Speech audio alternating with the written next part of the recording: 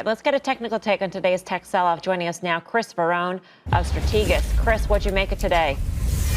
Well, a couple of things here. I think it's important to emphasize this doesn't look like rotation. None of these stories are new. And I think when you look at some of the big FANG stocks and some of the big tech stocks, these didn't peak a week ago or 6 weeks ago.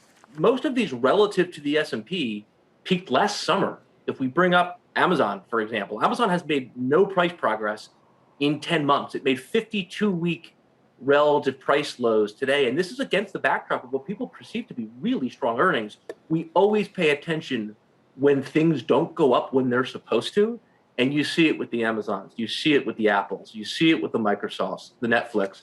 These are stocks that haven't made any relative dollars in almost a year now. That's a long time for leaders. Hint, hint, maybe they're not leaders here anymore.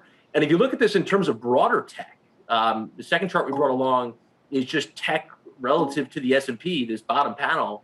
These are 52-week relative price lows for the technology sector. First time in about 9 years, tech has made 52-week relative lows versus the S&P. So the character of the leadership backdrop continues to change. This is not a 1 or 2 week story. This has been going on for months and months and months. And we came up with this table that we've been showing clients.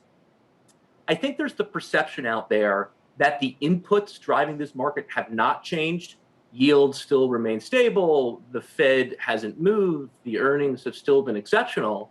But what has changed is the market's interpretation of all of those different things.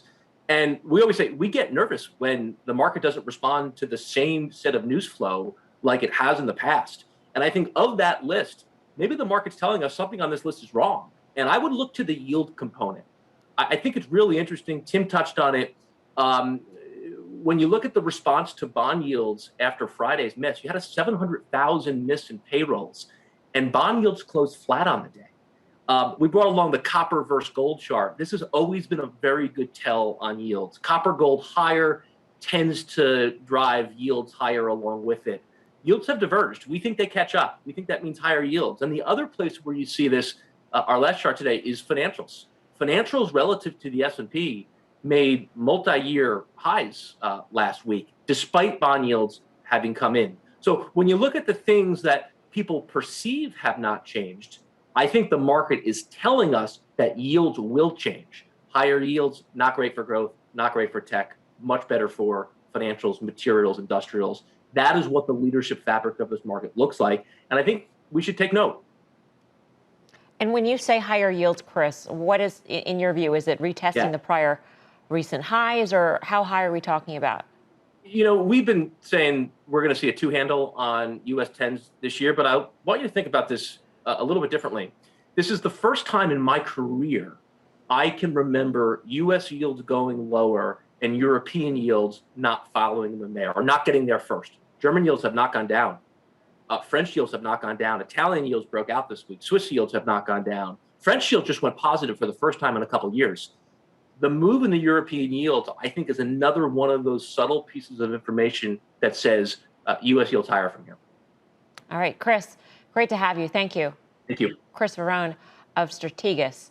Kramer was on Squawk on the Street, as he always is this morning. He was talking about the Wall Street Bets crowd and how they're all, hopped up on the Teslas of the world and all that stuff, when they should really be hopped up on an Alcoa. An Alcoa, which is up, 30-something% in 1 month, Tim. I mean, this is a mental readjustment in terms of how we regard the market leadership. If we are to say technology is the biggest component still, but not leadership in this market.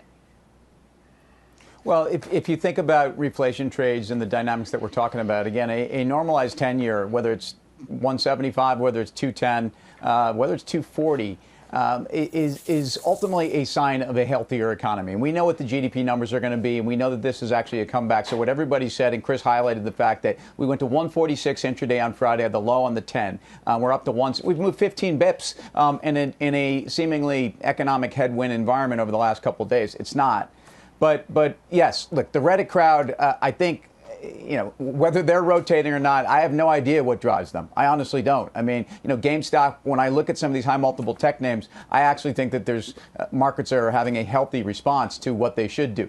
Look at the move higher in rates in banks and the move weaker in dollar and what it's doing, though, to commodity prices. Again, you had a 10% spike in iron ore futures overnight in China. We've talked about copper at all-time highs. Those are the stocks those folks should be playing in because those are the ones with high short interest, too, some of them. Some of these resource names. And look, gold has just started to take part in this. And if you think there's some stocks that can move with major betas, look at gold miners, look at junior miners. Right. We talk about that. But you're right. Aluminum, Alcoa, steel, copper, all of these names are moving, and I think they're going higher.